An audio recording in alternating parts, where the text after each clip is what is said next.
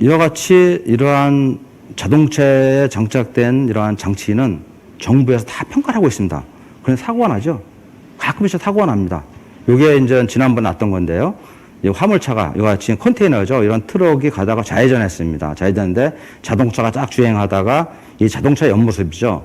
그러면 자동차에는 이와 같이 우리가 센서가 있고 브레이크 자동으로 제동을 해주는 장치가 있습니다. 그래서 레이더에서 우리가 전파를 쏘고 물체를 확인한 다음에 카메라를 보는 거죠. 그래서 저게 도로의 장애물인지 주행의 장애물인지 도로 시설물인지를 판단해야 됩니다. 왜냐하면 잘못했다가는 잘못 우리가 여기서 제동을 하게 되면 우리가 뒤에서 추돌할 수 있거든요.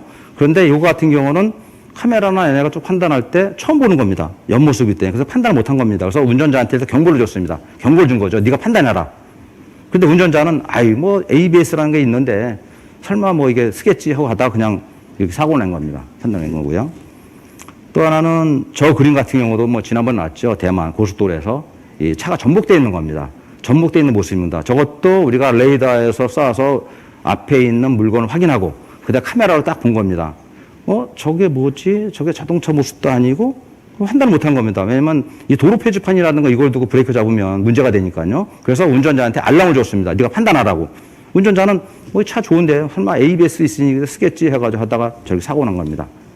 그다음 옆에 있는 소방차죠. 소방차 같은 경우도 모양이 저런 식으로 딱 돼 있습니다. 그래서 이것도 ABS에서 판단을 못한 겁니다. 그래서 운전자한테 판단했는데 운전자가 당연히 쓰겠지 했는데 안 쓴 겁니다. 그리고 사고가 난 거고요.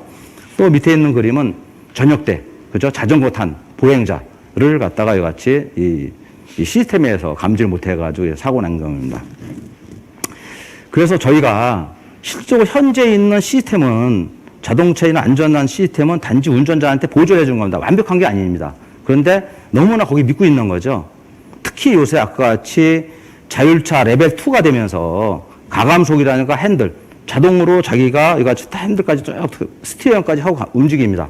가는데 단지 현재 기술은 운전자한테 약간 보조만 해주는 거지 그걸 믿고 그냥 운전을 부지하면 안 됩니다. 그래서 저희가 이제 기준을 만든 게 이러한 그 레벨 2 자동차는 만약에 운전자가 핸들에 손을 떼었다.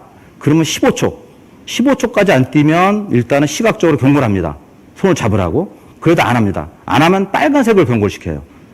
그래도 안 하면 소리를 내고 그 다음에 해제시키면서 속도를 감속시킵니다. 그러니까 저런 사고가 안 나오죠. 항상 운전자가 핸들을 잡고 항상 운전자 주의 환경 주의하도록 이런 식으로 만들어 놓은 겁니다. 그래서 이런 기준을 우리가 이번에 제정을 했고요. 또 하나 레벨 3입니다. 레벨 3라는 것은 내가 시스템에서 레벨 3라는 기능을 딱 누르는 순간에 차가 주도적으로 갑니다. 주도적으로 운전자는 다른 거 책을 본다든가 하는 겁니다. 그 차가 쭉 가다가 시스템에서 내가 판단을 못 하겠는데 저게 찬지 뭔지 모르겠어. 그럴 때 어떤 위급한 상황에 운전자한테 토스를 합니다. 그래서 운전자가 가서 핸들 잡아줘야 돼요.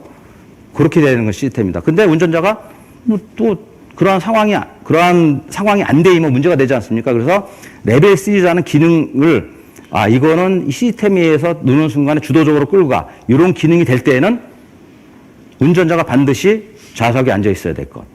그 다음에 안전벨트를 매야 될 것. 이 도로는 자동차 전용 도로여야 될 것. 그때만 먹습니다. 만약에 안전벨트 안 매면 이 기능 안 먹습니다. 그 다음에 또 하나는 이 운전자가 쭉 눕고 가서 책을 보다가 졸 수가 있습니다.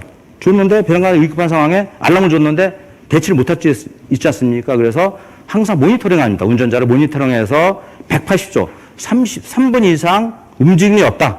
그러면 경고를 주고 알람을 줍니다. 그래서 속도를 감속시킵니다. 이런 식으로 해서 현재 이제 기술이 완벽하지 않기 때문에 그 기술에 맞춰서 운전자의 어떤 책임감을 주는 거죠. 운전자가 부주의하지 않도록 이러한 기준을 저희가 만들어서 제정했습니다. 이거는 우리나라 기준뿐만 아니라 이 자동차의 기준은 우리나라 기준이 만들어지면 모든 자동차가 들어온 수입차도 다 돼야 됩니다. 그렇기 때문에 이 기준을 만들어도 UNEC에서 하노머나이전 시켜야 됩니다. 국제 기준화 시켜야 됩니다. 그래야 통과되는 거죠. 그래서 우리 이제 유엔에서 이제 국제 기준을 하고 있습니다.